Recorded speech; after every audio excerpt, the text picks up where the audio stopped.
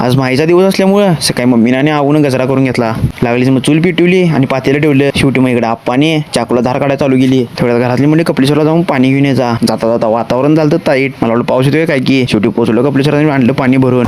शेवटी पाऊस आलाच. तेवढ्या भैयाला म्हणलो पाऊस कसा पडतोय दाखवते. तेवढ्या जे काय पाऊस चालू झाला काय ठेमका थांबना. तेवढ्यात वारा बिर मारायला लागले झाड. हो नो लिटरली अशी दगड मारले की गारा पडला आहे बघा की.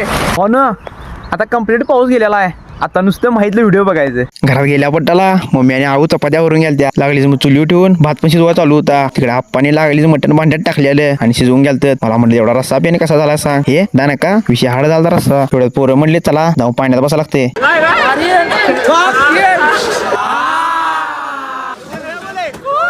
आता झाला विषय असा पप्पा दिलं तर घरात 100 आणि खर्च कसा काय झाला 150 काय कळणार. शाबास बेटा.